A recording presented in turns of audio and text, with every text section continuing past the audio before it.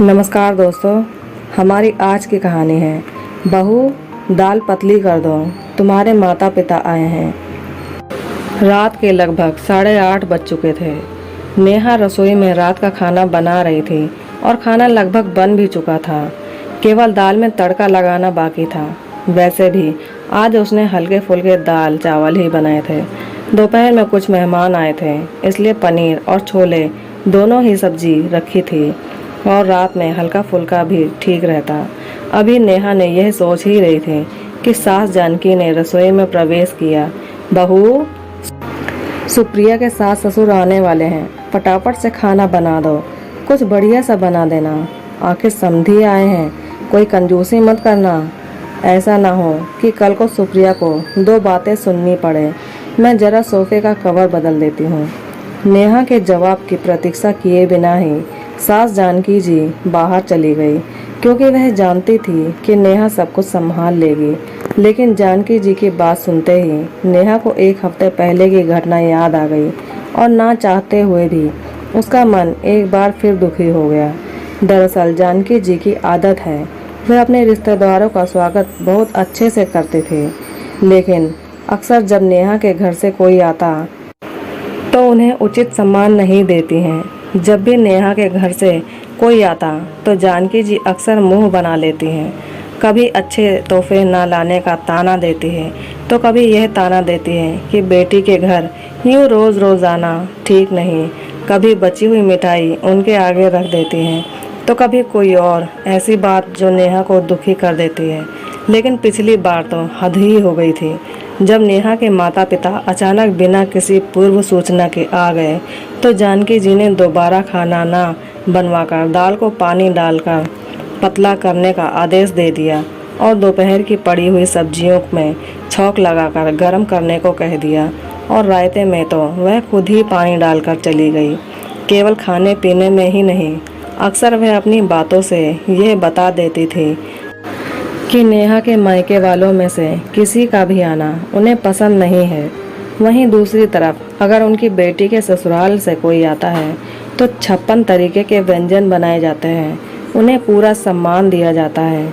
आज भी जब उन्हें पता चला कि उनकी बेटी के सास ससुर आने वाले हैं तो उन्होंने नेहा को बढ़िया खाना बनाने का हुक्म दे डाला। हालांकि बाकी हर तरीके से जानकी जी का व्यवहार नेहा के प्रति बहुत अच्छा रहता है, लेकिन ना जाने क्यों जब भी बात नेहा के मायके की आती है तो उनका व्यवहार बदल जाता है। बस यही सब सोचकर आज नेहा की आंखें भर आई।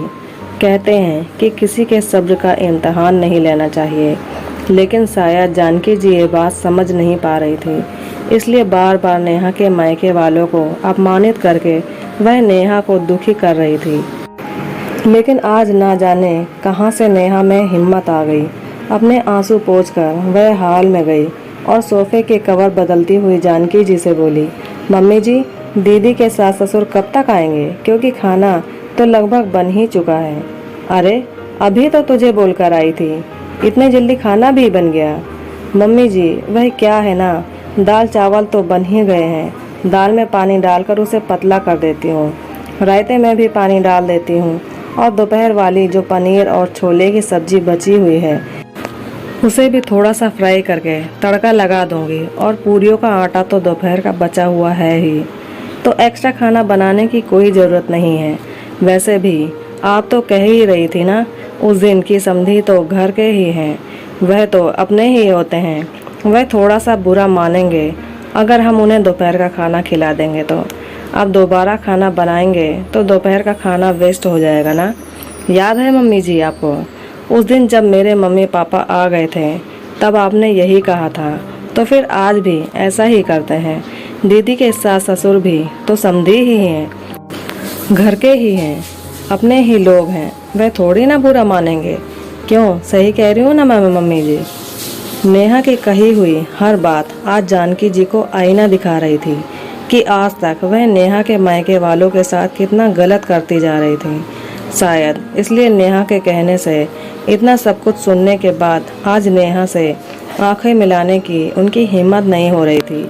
लेकिन फिर भी गलती का एहसास होने पर भी गलती को स्वीकार न करना यह जानकी जी की फितरत नहीं थी। इसलिए कुछ ही मिनटों बाद उन्होंने चुप्पी तोड़ते हुए नेहा से कहा, बेटा, सबसे पहले तो आज तक जो गलत व्यवहार मैं तुम्हारे मायके वालों के साथ करती आई हूँ उसके लिए मुझे माफ़ कर दो। और दूसरी बात, मैं तुमसे वादा करती हूँ कि जिस तरीके से का व्यवहार सुप्रिया के ससुराल वालों के साथ मैं करती हूँ, जिस तरह उन्हें मान सम्मान देती हूँ, वही मान सम्मान और वही अपनापन अब से तुम्हारे मायके वालों को भी दूंगी। देर से ही सही, लेकिन मुझ पर गुस्सा करके मुझे 2 बातें सुनाकर सही राह दिखाने के लिए थैंक यू बेटा। अक्सर यह देखा गया है कि लड़के वालों का व्यवहार लड़की वालों के प्रति अच्छा नहीं होता है, उन्हें उचित मान सम्मान नहीं दिया जाता है, जबकि जिस माता पिता ने आपको अपने दिल का टुकड़ा दे दिया है उनका सम्मान तो अत्यंत आवश्यक होता है। लेकिन फिर भी हमारा समाज न जाने क्यों उनकी अवहेलना कर बैठता है और उन्हें नीचा दिखाता रहता है। तो दोस्तों, कैसी लगी ये कहानी? अगर अच्छी लगी तो प्लीज़ वीडियो को लाइक करें, शेयर करें और हमारे चैनल को सब्सक्राइब करें। और इस कहानी में आपको क्या शिक्षा मिली यह हमें कमेंट करके ज़रूर बताएं। धन्यवाद।